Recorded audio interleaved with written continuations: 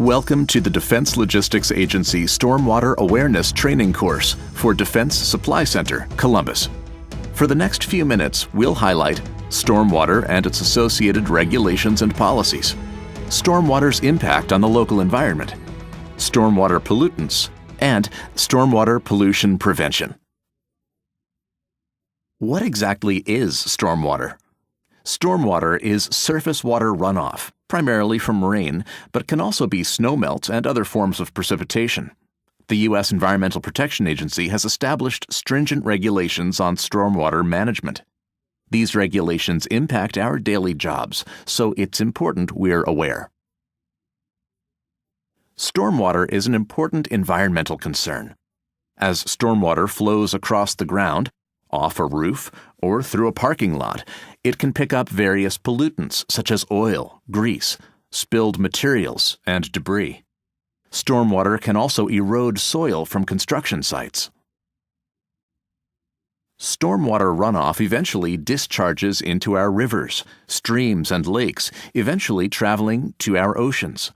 Although it may seem like it discharges in relatively small quantities, over time, these pollutants and eroded soil can accumulate, harming our surface waters and affecting our environment, which in turn can affect our economy and overall quality of life.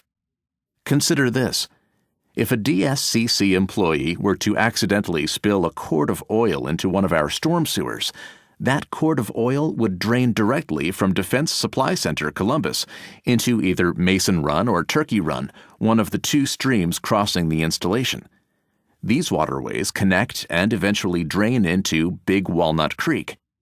Big Walnut Creek then drains into the Scioto River, which finally drains into the Ohio River.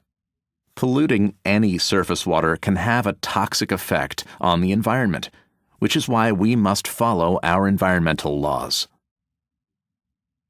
It's important we're all aware of the basic principles of stormwater management and to help prevent stormwater damage.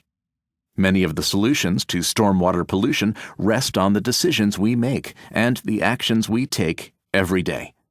It is illegal to discharge anything other than stormwater into a storm drain. Therefore, it is important for us to properly dispose of any used chemicals or spilled materials that could impact stormwater. Multiple federal and state regulations govern the discharge of stormwater contaminants within the United States. Ohio has issued DSCC a Municipal Separate Storm Sewer System, or MS4 permit. One requirement of this permit is to educate all DSCC associates about stormwater. Operators of DSCC construction sites 1 acre or larger must obtain authorization to discharge stormwater under Ohio EPA's Construction General Permit, CGP. Not all drains are the same, and there are different types of sewers in our streets. It is important to understand the difference between the storm sewer and the sanitary sewer. Although they appear to be the same, there are some very important differences. Wastewater that leaves your work building or house, such as from a bathroom or kitchen sink, is discharged through the sanitary sewer system. Each building on our installation has plumbing connected to the sanitary sewer system, which ultimately drains to a sewage treatment plant. The treatment plant treats and removes pollutants and sewage from the wastewater before it is discharged back into our waterways. Although these treatment plants are designed to remove pollutants, most cannot remove all of them. Solvents and oils are particularly difficult to remove and should not be poured down any drains. In contrast, the storm sewer is a collection of underground pipes, but these pipes drain stormwater. This water does not get treated, but flows directly into one of the streams crossing DSCC. Remember that quart of oil mentioned earlier? If that oil ended up in the storm sewer, all of it will end up in the Ohio River. Not a good thing. How can you tell the difference between a storm drain and a sanitary drain? Here's an easy way to remember.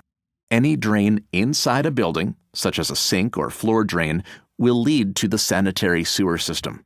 Any drain outside a building, such as a storm drain or storm grate, will drain into the storm sewer system.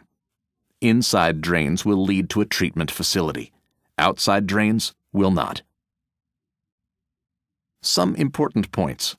Stormwater discharges are the #1 source of water pollution in the U.S. 1 quart of oil can contaminate 250,000 gallons of water. 1 pint of motor oil can produce an oil slick the size of an acre. A typical city block generates 9 times more stormwater runoff volume than a woodland area of the same size.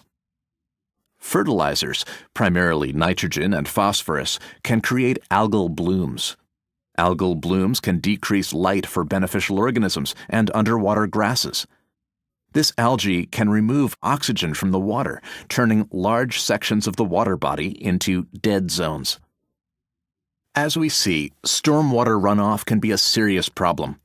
Each of us must do our part in eliminating pollutants from stormwater runoff. Awareness of this issue and taking action are the first steps towards solving this problem. It's important to not only apply what we've learned, but also to share this information with our families and loved ones. Some of the most common types of pollutants are or result from petroleum, wash water, trash, sediment, vehicle maintenance, fueling, metalworking, and pesticides and fertilizers. Let's look at each. Petroleum products, such as oil, grease, or fuel, are a common culprit to stormwater pollution. These pollutants can leak from equipment such as forklifts and vehicles. Many leaks go unnoticed and result in staining of the pavement. During a storm, water runoff becomes contaminated with these products. Oil-contaminated runoff can be identified by its sheen and often looks like a rainbow on top of the water. Wash water, such as that used to wash vehicles, equipment, floors, or the like, should never be allowed into a storm drain. This water not only contains soap, but can also contain various other chemicals such as petroleum, heavy metals, oil, and even grease. All wash water from the approved wash racks at DSCC is separated into contaminants for disposal, and the remaining water is directed into the sanitary sewer system. The storm drain system isn't a place for trash. Don't litter. Place trash in its proper place, otherwise that trash will end up in our lakes and streams. The most serious problems currently affecting U.S. waters are sediment and nutrients such as phosphorus and nitrogen. Dirt coming off construction sites, agricultural operations, and natural erosion causes sediment buildup. We usually don't think of sediment as a pollutant, but too much sediment can kill fish by clogging gills. Excessive sediment can also suffocate plants and create sediment deposits, which can disrupt normal water flow. Improper storage of drums and other containers is a common source of stormwater pollution. Ensure containers are properly sealed and stored, either indoors or covered when outdoors. All containers should be stored within secondary containment. Vehicles stored outside can drip fuel and oil. Drip pans should be provided for these vehicles until they can be repaired. Deadlined vehicles should be drained of all fluids and the fluids disposed of properly. Vehicle and equipment maintenance performed outdoors can also cause pollution. All vehicle maintenance should be performed indoors to reduce the chance of fuel leaks and spills and improper disposal. When fueling vehicles, remember, do not top off. Topping off causes spills. A spill kit should be close to every fueling area in case of small spills. During transfer of product from fuel trucks to the storage tanks, it is imperative that someone is on site at all times to ensure against any major spills. Emergency numbers should be posted in case of a spill. During winter, salt is used to treat roadways during icy conditions. While salt is considered a pollutant, the need to use it for personnel safety is imperative. Salt should be stored indoors or in covered containers. To prevent an excess of salt from entering storm drains, only use the minimum needed. Heavy metals, such as copper and zinc, can enter into the storm drain system from improperly contained scrap metal collection sites. Store scrap indoors or in a covered bin. If a bin is not handy, keep the pile covered with a tarp to prevent runoff. Welding, grinding, and sanding are also stormwater considerations. Whenever practical, conduct these activities indoors and properly dispose of all waste. If you must perform welding, grinding, or sanding outside, be sure to clean up and dispose of all the residue. Do not let it go down a storm drain. Pesticides and fertilizers can also contaminate stormwater. All applications should only be performed by a certified applicator. The DSCC Pesticide Management Plan provides specific guidelines for applying pesticides and fertilizers. Application of any pesticide at the DSCC Child Development Center is strictly prohibited unless approved by the entomologist at DLA headquarters. Use fertilizer sparingly. It's great to have a lush green lawn, but please, don't over-fertilize.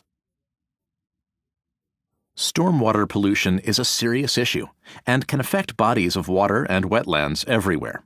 Be conscious when working outdoors to ensure your actions do not negatively impact stormwater. Never pour anything other than clean water down a storm drain. For more information or to properly dispose of used hazardous waste, contact the DSCC Environmental Division at dscc.environmental@dla.mil. If we all work together, we can maintain our ecosystem and ensure our natural resources will be enjoyed for generations to come.